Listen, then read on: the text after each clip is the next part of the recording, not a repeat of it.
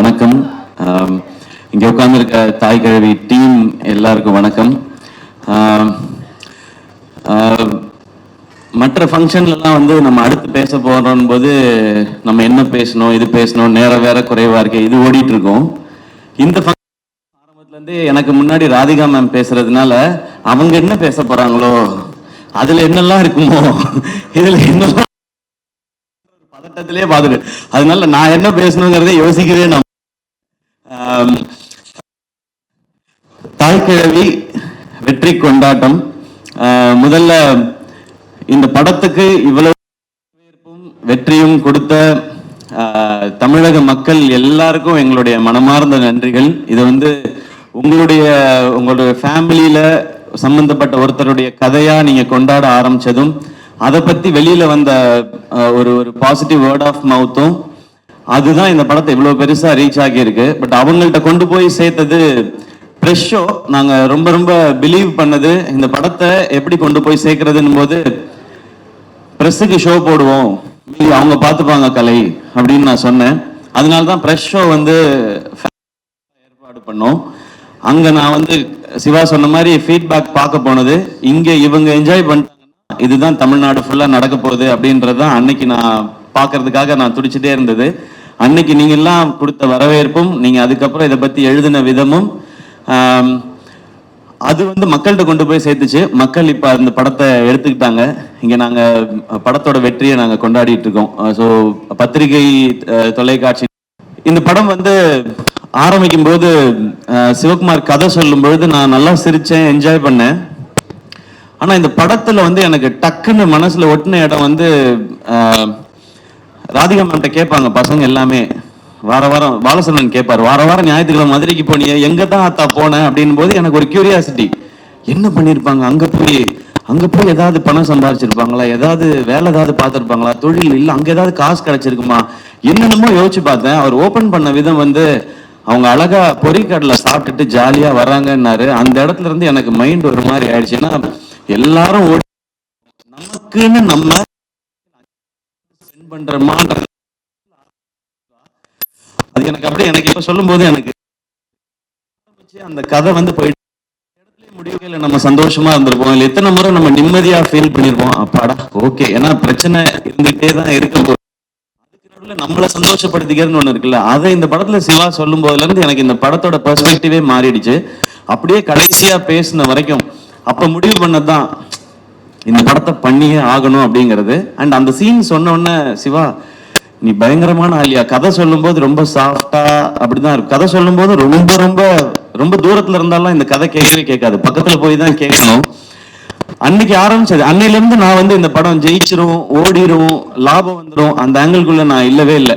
ஒரு சூப்பர் படம் நம்ம பண்ண போறோம், ஒரு சூப்பர் படம் பண்ண போறோம், ஒரு செம படம் பண்ண போறோம் அப்படின்றது மட்டும்தான் தோணிக்கிட்டே இருந்துச்சு.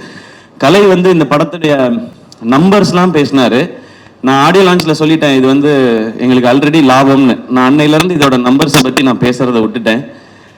நான் என்னெல்லாம் ரசிச்சேனோ அது எல்லாத்தையும் ஆடியன்ஸ் அதே இடத்துல கை தட்டும் போதும், அதே இடத்துல விசில் அடிக்கும் போதும், அதே இடத்துல அவங்க கண் கலங்கும் போதும் எனக்கு ரொம்ப ரொம்ப சந்தோஷமாவும் திருப்தியாகவும் இருந்தது சிவா. அந்த டைம்லலாம் நான் யோசிச்சது என்னன்னா, நம்ம ஒரு பயங்கரமான தயாரிப்பாளர், நம்ம ஒரு பயங்கரமான நடிகர்லாம் இல்லவே இல்லை, நம்ம ஒரு நல்ல ரசிகன் அப்படின்றது எனக்கு தோணுச்சு. ஏன்னா இந்த சினிமாவும் படங்கள் பண்ணிக்கிட்டே இருக்கும்போது விமர்சனங்கள்லாம் சில இது வந்துட்டே இருக்கும்போது நம்மளை அது குழப்பி விட்டுரும். எனக்கு அது நடந்திருக்காது. அப்ப குழப்பும் போது நம்மளுக்குள்ள இருக்க ஏன்னா எனக்குள்ள இருந்த ரசிகன் தான் என்னை இந்த சினிமா கூட்டிட்டு வந்திருக்கான், வேற யார் கூட்டிட்டு வருவான், அந்த ரசிகன் தான் கூட. அவன் கரெக்டா இருக்கானா, அவன் அலைவா இருக்கானான்றதுல எனக்கு ஒரு குழப்பம் இருந்துட்டே இருந்துச்சு. அந்த குழப்பத்தை மொத்தமா தீர்த்தது இந்த தாய் கிழவியும் சிவகுமார் முருகேசனும் தான். எப்பவுமே நல்ல ரசிகனா இருக்கணும்னு நினைக்கிறேன். அது இந்த படம் ஆரம்பத்துல இருந்து எனக்கு கிடைச்சிட்டு இருக்கு. இந்த கதையை நிஜமாக்கிய அதுக்கப்புறம் சுதன் வந்தாரு, பேஷன் ஸ்டுடியோஸ். அவர் வந்து ஒரு 4850 படம் ப்ரொடியூஸ் பண்ணிட்டு இருக்காரு. அதுல ஒரு படமா இந்த படம் இருக்கு. அவருக்கு ஞாபகம் இருக்குமான்னு தெரியல. இந்த ஃபங்க்ஷன் அடிக்கடி வைக்கிறது காரணமே சுதன், நீங்க தான் இந்த படத்தோட ப்ரொடியூசர், இந்த படத்துல நீங்களும் இருக்கீங்க, வாங்க ஃபங்க்ஷனுக்கு வந்துட்டு போங்கன்னா சிவா வந்துட்டு போறேன் அப்படின்னு சொல்லி வந்துட்டு போவாரு. காலையில ஒரு பூஜை போடுவாரு, சாயங்காலம் ஒரு சக்சஸ் மீட் போவாரு, அந்த மாதிரி இருக்கும். ஸோ சுதன் உள்ள வந்தோடனே அவரும் பயங்கர எக்ஸைட் ஆயிட்டாரு இந்த படத்தை பத்தி. சுதன்கிட்ட சொன்ன, சுதன் ஜாலியா இருங்க, இந்த படம் எனக்கு ரொம்ப ஸ்பெஷல். நான் சிவா கார்த்திக் வேணுகோபால்கிட்ட சொல்லிட்டு இருந்தேன், இந்த படம் எனக்கு ஒரு குழந்தை மாதிரி, இதை நான் அப்படி பார்த்துப்பேன்னு. அப்படிதான் நான் பார்த்துட்டு இருக்கேன் இப்போ வரைக்கும். ஸோ என் குழந்தை எனக்கு என்ன காசு கொடுத்துச்சுன்னு நான் பார்க்க மாட்டேன். அது சிரிச்சா என் கண்ணில் தண்ணி வரும், அது நடந்தா எனக்கு தண்ணி வரும். அந்த மாதிரி தான் நீங்க பேசும்போதெல்லாம் இருக்கு சிவா. எனக்கு இப்போ பயங்கர எமோஷனல் ஆக்கிட்டீங்க, நான் பயங்கர கண்ட்ரோல் பண்ணிட்டு உட்கார்ந்தேன். ஸோ சுதன் உள்ள வந்து அவரும் எக்ஸைட்டடா நான் இது பார்த்துக்கிறோம் அப்படின்னு சொன்னோம். அப்புறம் இந்த டீம் வந்தாங்க, அவங்க எல்லாரும் ஆல்ரெடி செட் ஆயிருக்கு. ஸோ எல்லாருக்கும் ரொம்ப ரொம்ப நன்றி. உங்களுடைய உழைப்பு ரொம்ப ரொம்ப அபரிமிதமானது. இல்லைன்னா நினைச்ச இந்த பட்ஜெட்ல இந்த சைஸ்ல இந்த படத்தை பண்ணியிருக்க முடியாது. ஹேட்ஸ் ஆஃப் உங்க எல்லாருக்குமே, பயங்கரமா பண்ணிட்டீங்க டீம்ல இருக்க டெக்னீஷியன்ஸ் எல்லாமே. அண்ட் ஆர்டிஸ்ட் யாரெல்லாம் சிவா கொண்டு வரும்போது ரொம்ப குட்டியா கொண்டு வந்தார் இந்த பட்ஜெட் எல்லாமே. ஏன்னா அவருக்கு அதுக்கு முன்னாடி இருந்த அனுபவங்களா இருக்கலாம், இல்லை இந்த மாதிரி இருந்தால் தான் பண்ணுவாங்கன்னு சொல்லி. நோ, அதை அப்படி பண்ணக்கூடாது சிவா. இந்த கதை ஒரு செலிப்ரேஷனா இருக்கு, எனக்கு ஒரு லைஃபோட செலிப்ரேஷன் இந்த படம். இதுக்கு என்ன செலவு பண்ணுமோ அதை பண்ணணும், அதை பண்ணுவோம் அப்படின்றதுக்கு அப்புறம் தான் யார் காஸ்டிங் போலான்னு ஒருத்தரா வந்தது. பாலசரவணன் கதை கேட்கும் போதே ஃபர்ஸ்ட் வந்துட்டாரு எனக்கு அந்த சீன் வரும்பொழுதே. அதுக்கப்புறம் பாலசரவணன் வந்தாரு, அருள்தாசன் வந்தாங்க, சிங்கம்பிள்ளையனை வந்தாங்க, முத்துக்குமார், ரேச்சல், இவங்க எல்லாருமே வந்தாங்க. கடைசியா தான் வந்தார் விநாயக் மகாதேவ்ன்ற மாதிரி. நான் லாஸ்டா கேட்டேன், இந்த பாட்டு கேரக்டர் யார் பண்ண போறாங்க, கிழவி கேரக்டர் வந்து ராதிகா மேம் அப்படின்னு சொன்னாங்க. நான் ஏற்கனவே சொல்லியிருக்கேன், ராதிகா மேம் அந்த ரோல்ல அந்த லுக்ல பார்த்த பிறகு எனக்கு இன்னும் பயங்கர ஜாலி ஆயிடுச்சு. இன்னைக்கு தியேட்டர்ல பாக்குற ஃபீல் எனக்கு அங்க வர ஆரம்பிச்சிருச்சு. இந்த மாதிரி ராதிகா மேமோட இவ்வளவு எக்ஸ்பீரியன்ஸையும் சேர்த்து தான் இந்த படத்துக்கு கொண்டு வராங்க. அவங்க இந்த படத்துக்கு அந்த உழைப்பு மட்டும் இல்லை, இவ்வளவு வருஷம் நீங்க உங்களுடைய ஒர்க் மேம், உங்களோட நீங்க லெஜெண்டரியா பண்ணியிருக்க விஷயங்கள் எல்லாத்தையும் சேர்த்து இந்த அந்த மாதிரிதான் ஒவ்வொருத்தரும் அவங்களுடைய வலியையும் வேதனையும் இந்த இண்டஸ்ட்ரிக்குள்ள இருந்த போராட்டத்தையும் சேர்த்து இதுக்குள்ள ஒரு கேரக்டரா கொண்டு வந்தாங்க. எனக்கு இந்த படத்துல ஹீரோ இல்லைன்னு எனக்கு தோணுனதே இல்லை. இந்த படத்துல அவ்வளவு ஸ்டார்ஸ் இருந்தாங்க. கமல் சார் அன்னைக்கு சொன்னது இன்னைக்கு நிஜமா இருக்கு. இந்த படத்துல இவ்வளவு நட்சத்திரங்களை நீங்க உருவாக்கி இருக்கீங்கன்னு சொன்னாங்க. அவ்வளவு நட்சத்திரங்களும் இதுக்குள்ள இருந்திருக்காங்க. ஸோ நீங்க எல்லாரும் சேர்ந்து இதை வந்து ரொம்ப ஒரு ஸ்பெஷல் பிலிமா ஆக்கிட்டீங்கன்றது எனக்கு ரொம்ப சந்தோஷம். ஜார்ஜ் மரியான் அண்ணன், முத்துக்குமார் அண்ணன் எல்லாருமே, சாரி நான் பேர் மிஸ்கின் சார் மாதிரி வேற எங்கேயோ பார்த்துக்கிட்டே இருக்காப்ல. அவர் ஹீரோ ஆக போறீங்களான்னா இல்லைன்னு சொல்ல, இப்போதைக்கு இல்லைன்னு தான் சொல்லியிருக்காரு. ஸோ சீக்கிரத்துல ஹீரோ ஆயிடுவாருன்னு நினைக்கிறேன். அதுக்கு நீங்க மியூசிக் பண்ணுவீங்களா இல்லையா? சரி, அப்புறமா யாரு ஹீரோயின்னு சொல்லுங்க படத்துக்கு. ஓகே, தேங்க்யூ நிவாஸ், ஒரு அமேசிங்கான ஒர்க். லிரிசிஸ்ட் எல்லாருக்கும் ரொம்ப ரொம்ப நன்றி. இந்த படம் நிறைய பிளெஸிங்ஸ் கொடுத்துருக்கு. நான் அதை தான் இங்க ஷேர் பண்ணணும்னு நினைக்கிறேன். ஏன்னா நிறைய வீடியோஸ் பார்க்குறேன், நிறைய மெசேஜஸ் பார்க்குறேன். நீங்க வந்து எங்களுக்குள்ள ஒரு பெரிய ஒரு எம்பவர் பண்ணியிருக்கீங்கன்னு சொல்றாங்க. ஸோ பெரிய ரெஸ்பான்சிபிலிட்டியா பார்க்குறேன். உங்க எல்லாருக்கும் ரொம்ப ரொம்ப நன்றி. அதை தான் இந்த டீம் அச்சீவ் பண்ணியிருக்கோன்னு நினைக்கிறேன். இதுல ரொம்ப ரொம்ப முக்கியமா நான் 2 பாயிண்ட் மட்டும் சொல்லணும்னு நினைக்கிறேன். இந்த படம் நிறைய பேரை இதை ஞாபகப்படுத்தினதுக்காக பண்ணப்பட்ட படம் தான். ஃபர்ஸ்ட் என் அம்மா 17 வயசுல எல்லாருக்கும் ஏற்கனவே சொன்னதான், இன்னொரு முறை சொல்லணும்னு நினைக்கிறேன். அப்பா இறந்த பிறகு அவங்களுக்கு தெரிஞ்ச வகையில அந்த குடும்பத்துக்குள்ள இருக்க காசெல்லாம் பத்திரப்படுத்தி சேர்த்து வச்சு படிக்க வச்சு என்னையும் அக்காவையும் படிக்க வச்சு கல்யாணம் பண்ணி வச்சு பண்ணாங்க. அவங்க எனக்கு இந்த பவுனுத்தாய் தெரிஞ்சாங்க, அம்மா தெரிஞ்சாங்க இதுல. அதுக்கப்புறம் அக்கா 2 குழந்தை பெத்த பிறகு வந்து இங்க எம்எம்சியில் எம்டி படிச்சு கோல்டு மெடலிஸ்ட் ஆகி பேஷனை எப்ப வேணாலும் தொடரலாம்னு நினைச்சேன். எங்க அக்கா எனக்கு ஒரு பவுனுத்தாயா தெரிஞ்சாங்க இதுல. அவங்களுக்காக பண்ணணும்னு நினைச்சேன். மிக மிக முக்கியமானது அந்த கடைசி டயலாக் மேம் பேசுறது, படைக்க காக்க அழிக்கன்னு ஆம்பளைங்களை மட்டும் கும்பிட சொன்னவன் படிப்புக்கும் பணத்துக்கும் பொம்பளை தாண்டி காட்டி கும்பிட சொல்லியிருக்கான் அப்படின்னு சொன்னாங்க இல்லையா? அந்த டைலாக நான் முன்னாடியே உணர்ந்துட்டேன்னு நினைக்கிறேன். எனக்கு கல்யாணம் அந்த நாள்ல இருந்து என் வீட்டோட வரவு செலவு எல்லாத்தையும் பாக்குறது ஆர்த்தி தான். எனக்கு தெரியாது என் அக்கௌண்ட்ல என்ன பணம் இருக்கு தெரியாது. ஊருக்கு போகணும் ஏதாவதுன்னா, ஆர்த்தி ஊருக்கு போறதா இருக்கேன், டிக்கெட் மட்டும் காசு கொடுத்துட்றியா அப்படின்னு கேட்பேன். இப்பயும் அதை நான் ரொம்ப பெருமையா சந்தோஷமா வாங்கிக்கிறேன். அவங்க தான் பாத்துக்கிறாங்க. அவங்க பார்க்கலன்னா என்னால ப்ரொடக்ஷன்லாம் பண்ணியிருக்க முடியாது. ஸோ ஆர்த்தி அவங்க எனக்கு ஒரு பவுன் தாயா தான் தெரிஞ்சாங்க. இந்த மாதிரி ஒவ்வொரு வீடுகள்லையும் அவங்களுக்கு சின்ன சம்பளமா இருந்தாலும் கொஞ்சம் காசா இருந்தாலும் அதை அங்கங்க சேமிச்சு வச்சோ இல்ல குழந்தைங்களை பார்த்துக்கிட்டோ இப்படி வீட்டுல இருக்கிற ஒவ்வொரு அம்மாக்களுக்கும் அக்காக்களுக்கும் தங்கச்சிகளுக்கும் சகோதரிகளுக்கும் இவங்க எல்லாருக்குமான ட்ரிபியூட்டும் சமர்ப்பணம் தான் இந்த தாய் கிழவி படமும் இந்த வெற்றியும். இதை இந்த படத்தின் மூலமா செய்ய முடிஞ்சது எனக்கு சந்தோஷம். என் வாழ்க்கையில இருக்கவங்களுக்கும் சேர்த்துன்றது இன்னும் கொஞ்சம் பெருமையாகவும் சந்தோஷமாகவும் இருக்கு. ஒரு டீமா இங்க வேலை செஞ்சதோட சக்சஸை இங்க நான் பாக்குறேன். ஏன்னா ஆரம்பத்துல இருந்து ரொம்ப சின்சியரா அதை அப்ரோச் பண்ணோம். இதுதான் பவுண்ட் ஸ்கிரிப்ட், இத்தனை டேஸ்ல தான் எடுக்கிறோம், இதுதான் பட்ஜெட், இதுதான் காஸ்டிங்னு ரொம்ப சின்சியரா. சிவாக்கு தெரியுமான்னு தெரியல, நான் எல்லா சீனையும் நீங்க ஷூட் பண்ண அடுத்த நாள் பார்த்துருவேன். நான் என் ஷூட்டுக்கு வந்துடும். அந்த சீன் என்னாச்சு, என்னைக்கு எடுக்கிறீங்கன்னு. அது லொகேஷன் சேஞ்ச் இருக்கு, அதனால இன்னொரு நாள் எடுக்கணும்னு சீனை சொல்லி கேட்பேன். இந்த கதையை 2 முறை கேட்டிருக்கேன். ஒரு முறை நான் கேட்டேன், இன்னொரு முறை கலையெல்லாம் கேட்கும்போது ரியாக்ஷன் பார்த்துட்டே இருந்தேன். படிச்சிருக்கேன், இது வரைக்கும் 12 தடவை பார்த்துருக்கேன். நான் இது வரைக்கும் என் படத்தை கூட அத்தனை தடவை பார்த்ததில்லை. இதுக்கு நடுவில் ஒவ்வொரு சீனும் எப்படி எடுக்கிறாங்க, இது எப்படி வருது, எடிட் எப்படி இருந்தது, எப்படி ட்ரிம் பண்ணி எப்படி இருக்குன்னு பார்த்துருக்கேன். ஸோ இந்த படத்தில் நான் நிறைய கற்றுருக்கேன் சிவா. இந்த லேர்னிங் எனக்கு ரொம்ப ரொம்ப சந்தோஷமா இருக்கு. ஏன்னா கடைசி வரைக்கும் மாறாத ஒன்று கத்துக்கிறது மட்டும்தான் நினைக்கிறேன். அது இருந்ததுனால தான் இங்கே முன்னேற முடியும்னு தோணுது. இந்த லேர்னிங் எனக்கு ரொம்ப பிடிச்சிருக்கு. இந்த சேம் ப்ரொசீஜரை நான் நடிக்கிற படங்கள்லையும் அப்ளை பண்ணணும்னு எனக்கு ரொம்ப ஆசையா இருக்கு. அது நான் மட்டும் எடுக்கிற முடிவா இருக்க முடியாது. ஆனால் ஒன்று மட்டும் ரொம்ப கிளியரா இருக்கேன், இந்த மாதிரி அப்ரோச்சில் தான் இனி நான் நடிக்கிற படங்கள் பண்ணணுன்றதுலையும் ரொம்ப தெளிவாக இருக்கேன். அதனால நான் டைரக்டர்கிட்ட போய் தலையிட போறதில்லை. ஒவ்வொரு விஷயமும் தெளிவாக, ஒரு பவுண்ட் ஸ்கிரிப்ட்னா இவ்வளோ பேஜ் இவ்வளோ இருந்து தான் பண்ணணும்னு கேட்கலாம். நீங்க இப்படி பண்ணா பிளாக் பஸ்டர் ஆயிடுமா படம்னு, அது நமக்கு தெரியாது. நம்ம ப்ராசஸ் தான் பண்ண முடியும், ரிசல்ட் மக்கள் கையில தான் இருக்கு. ஆனால் ப்ரொடியூசரோட காசை வேஸ்ட் பண்ணாம படம் பண்ண முடியும். அந்த மிச்சமாகிற அந்த காசு அந்த ப்ரொடியூசருக்கு இன்னொரு படம் பண்றதுக்கு ஹெல்ப் பண்ணலாம், இல்ல அந்த காசு நம்ம படமே இன்னும் கொஞ்சம் பெருசா பண்றதுக்கு இருக்கலாம். ஸோ அதை நான் ஃபாலோ பண்ணணும்னு நினைக்கிறேன்.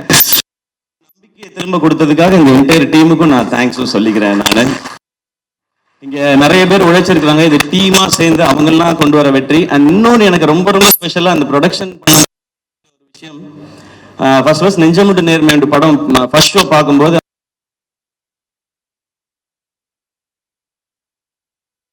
ரொம்ப எமோஷனல் கட்டி பிடிச்சிட்டாரு. அவர் ரொம்ப ஸ்ட்ரிக்ட் அவர்கிட்ட. அதே மாதிரி ஒரு தருணம் இங்க பிரீமியர் முடிஞ்ச உடனே சிவகுமார் முருகேசனோட அப்பா வந்து எங்க 2 பேரையும் கட்டி பிடிச்சிக்கிட்டாரு. அந்த செகண்ட் ஃபீல் பண்ண எங்க அப்பா சாகல அப்படின்னு. சாரி, நான் ரொம்ப எமோஷனல். அது தான் எனக்கு ரொம்ப ரொம்ப பெரிய இது ஒரு நிறைவை கொடுக்குது. எனக்கு அமரன் தாய்க்கிழவி மாதிரி வெற்றி, கனா மாதிரி வெற்றி வரும்போது ஒரு நிறைவையும் ஒரு அந்த அமைதி இன்னும் ஒழுங்கா வேலை செய்யணும்ன்றத சொல்லிக்கிட்டே இருக்கு. நிச்சயமா செய்வோம். ஏன்னா இங்க வெற்றிங்கிறது விளையாட்டுல கூட அதுக்கு உழைக்கணும். அந்த மாதிரி உழைச்சா வெற்றி எப்பயுமே சாத்தியப்படுங்கிறது இந்த மேடை திரும்ப. அண்ட் என்னோட ஃபேன்ஸான பிரதர்ஸ் அண்ட் சிஸ்டர்ஸ், இது அண்ணன் படம் தான் அப்படிங்கிறத மாதிரி எடுத்துட்டு போய் கிரவுண்ட்லயும் சரி சோசியல் மீடியாலையும் சரி இன்னைக்கு வரைக்கும் அதை நீங்க செலிப்ரேட் பண்ணிட்டே இருக்கீங்க. அதுக்கு ரொம்ப ரொம்ப ரொம்ப ரொம்ப நன்றி. அடுத்து சேயோன் சிவாவோட தான். நான் சொன்ன மாதிரி இன்னும் கொஞ்சம் கரெக்டா வேலை பார்த்து அது இன்னும் கொஞ்சம் நல்லா பண்ணணும். அதுக்கு இன்னும் கொஞ்சம் டைம் எடுத்துக்கிறோம். இந்த மாசம் பட் இந்த மாசம் இந்த படத்துக்கான வேலையில சிவாவும் இருந்ததுனால சரி அவரை ப்ரெஷர் போடக்கூடாதுன்னு டைம் எடுத்து அழகா பண்றோம். நெக்ஸ்ட் மந்த் தான் போறோம், நடக்கும். அண்ட் எஸ்கே ப்ரொடக்ஷன் தரமான படம்னு சொன்னேன். ஆனா இந்த லாபம் நிச்சயமா நல்ல விஷயங்கள், அழகான விஷயங்களுக்கே பயன்படும். இருக்கிற அவங்களுக்கு ஏதாவது ஒரு நல்லது செய்யணும்னு நினைக்கிறேன். அப்புறம் இன்னும் தேவைப்படுற சிலருக்கு செய்யணும்னு நினைக்கிறேன். மூலமா எதுவும் நடந்துட்டே இருக்கும். இன்னொரு பகுதியை எடுத்து எஸ்கே ப்ரொடக்ஷன்ல நான் சொன்னேன் இல்லையா, இந்த ஸ்டேஜை இன்னும் கொஞ்சம் பெருசு பண்ணி டேலண்ட்ஸ்க்கான ஆப்பர்ச்சுனிட்டி இருக்கணும்னு சொல்லி. ஸோ அது நெக்ஸ்ட் இன்னொரு புது டேலண்ட், ஒரு புது இயக்குனரை நாங்கள் அறிமுகப்படுத்தணும்னு நினைக்கிறோம். இந்த படம் அந்த அவரை மட்டும் இந்த ஸ்டேஜ்ல நான் இன்ட்ரடியூஸ் பண்ணிக்கிறேன். எஸ்கே ப்ரொடக்ஷன்ஸோட 10வது திரை அதை இயக்க போற புதுமுக இயக்குனர். ஒரு பெரிய கைதட்டல் கொடுத்துடலாம். எஸ்கே ப்ரொடக்ஷன்ஸ் உடைய 10வது படத்தின் டைரக்டர் அன்புமுத்து சூர்யா. அவர் தான் நெக்ஸ்ட் லான்ச் ஆகிற டைரக்டர். இவர் தான். இருந்தாலும் போட்டோல கொஞ்சம் சிரிச்சிருக்கலாம். ஆமா, இல்ல இந்த படம் ஃபேமிலி லேடிஸ் அவங்களுக்காக ரொம்ப ஸ்பெஷலா பண்ணோம். அடுத்த படம் ஒரு யூத்துக்கான அவங்கள பத்தின ஒரு படமா இருக்கும், ஒரு யூத்ஃபுல் என்டர்டெய்னரா இருக்கும். ஒரு ஃபைனல் ஸ்கிரிப்ட் இப்ப அவர் எழுதிட்டு இருக்காரு. முடிச்சதுக்கு அப்புறம் காஸ்ட் யார் பண்ண போறா என்னன்றத ஒண்ணு அனௌன்ஸ் பண்ணுவோம். எனக்கு இந்த ஸ்டேஜ்ல சொல்லணும்னு தோணுச்சு. ஏன்னா இது ரொம்ப பாசிட்டிவா இருக்கு. இந்த ஃபேமிலி எல்லாம் சேர்த்து தான் இந்த வாய்ப்பையும் சாத்தியப்படுத்தி இருக்குன்னு நான் நம்புறேன். ஸோ அங்கே சொல்லி வச்சேன். நீங்க எதாவது சொல்லணுமா? வேணாமா? தேங்க்யூ. படத்தோட ஆடியோ லான்ச் சக்சஸ் மீட்ல கொஞ்சம் டீடைல்டா பேசிக்கிறேன் அப்படின்ற மாதிரி ஒரு மைண்ட் வாய்ஸ் புரியுது. வாழ்த்துக்கள் ப்ரோ, வாழ்த்துக்கள். தேங்க்யூ. நான் யாரையாவது அண்ட் இந்த படத்தை எங்களோட சேர்ந்து பிஸ்னஸ் பார்ட்னர்ஸாக இருந்த ஹாட் ஸ்டார், விஜய் டிவி அவங்க ஆரம்பத்துல இருந்து இந்த படத்தை ஓன் பண்ணாங்க. அண்ட் அதே மாதிரி ஏஜிஎஸ், முக்கியமாக அர்ச்சனா அவங்களுக்கு, அஹிம்சா அண்ட் மற்ற டெரிட்டரி டிஸ்ட்ரிபியூட் பண்ணவங்க அண்ட் சாரிகாமா அவங்களோட நம்மளோட அசோசியேஷன் எல்லாமே பயங்கரமா இருக்கு. ஒரு அமரன், இப்போ தாய் கிழவி அப்படின்னு சொல்லி அது தொடரும் அப்படின்னு நான் நம்புறேன். ஸோ யாரையாவது ஆர்டிஸ்ட் யாரையாவது மிஸ் பண்ணியிருந்தா மனுஷங்க, முக்கியமா assistant directors and camera department, படத்துல பின்னாடி ஒர்க் பண்ண அத்தனை பேருக்கும் அந்த நான் டீமா நீங்க எல்லாரும் சேர்ந்து ஒன்று பண்ணிருக்கேன்னு சொன்னேன்ல, அது அதுக்கு அது அது உங்க எல்லாருக்கும் சேர்த்தது தான். Thank you once again. அண்ட் என்னோட எஸ்கே ப்ரொடக்ஷன்ஸோட கலை ப்ரோ, நான் எல்லாத்தையும் சொல்றது தான். அவர் சீன் பேப்பர் ஸ்கிரிப்ட் புக் இல்லாம டைரக்டரோட டிஸ்கஷன்ஸே வச்சுக்க மாட்டார். ரேண்டமா ஏன் இன்னைக்கு 150 பேர் போட்டிருக்கீங்க, 50 பேரை கட் பண்ணுங்க அப்படி சொல்ற ஆள் இல்லை. இது என்ன சீன், எங்க நடக்குது, அதை ஃபுல்லா படிச்சு இது என்ன டியூரேஷன் வரும்ன்றது வரைக்கும் அவர் பிளான் பண்ணி தான் நம்ம நினைக்கிற விஷன் அச்சீவ் பண்றதுக்கு அந்த மாதிரி ஆட்களோட பயணிச்சாதான் முடியும். ஸோ கலை, அதுக்கப்புறம் ராகுல் தான் டிசைன்ஸ் எல்லாம் அவரை தான் போட்டு விரட்டிக்கிட்டே இருப்போம். ராகுல், கார்த்தி, உங்க எல்லாருக்கும் ரொம்ப ரொம்ப நன்றி.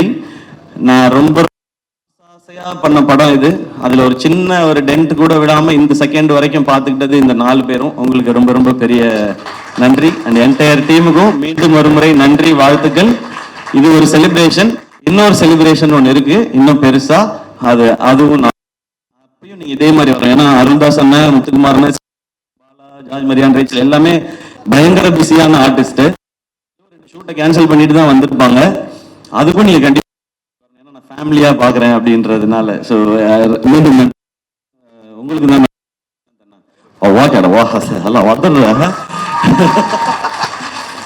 இல்ல மனிஷ்காந்த் அண்ணன் இப்ப எல்லாமே வந்து படம் சூப்பரா போகுது அப்படின்னா அவர் ரியாக்ஷன் எல்லாம் அந்த ரியாக்ஷன் தான் ஃபுல்லா நாங்க பண்ணிட்டு இருக்கோம். அண்ட் ரொம்ப எமோஷனலான ஸ்டேஜ். அதனால எங்க ஆரம்பிச்சு எங்க முடிச்சேன், யாரை பத்தி பேசியிருக்கேன், யாரை பத்தி தெரியல. நான் இன்னொரு வாட்டி வீடியோ பார்த்தா தான் தெரியும். அண்ட் பத்திரிகையில இருக்கிற நிறைய பேர் நண்பர்கள் வந்து இந்த மாதிரி ஒரு படம் நான் பண்ணதுல வந்து அவ்வளவு மகிழ்ச்சி அவங்களுக்கு. எப்பவும் படம் நல்லா இருந்துச்சுன்னா ஒரு 4 வரியில மெசேஜ் வரும். இந்த மாதிரி ஒரு 10 வரி இல்லைன்னா வாய்ஸ் நோட் ஒரு 2 நிமிஷம் 2.5 நிமிஷத்துக்கு வருது. அது எனக்கு ரொம்ப ஸ்பெஷலா இருக்கு. அதுக்கு ஒரு முறை உங்க எல்லாருக்கும் நன்றி. தேங்க்யூ. 2-3 தடவைலாம் கேட்டுப்பேன் நான்.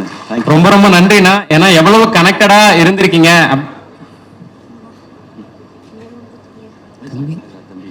ஆமா, என்னைய மறந்துட்டீங்க அப்படின்றான். சாரிடா தம்பி.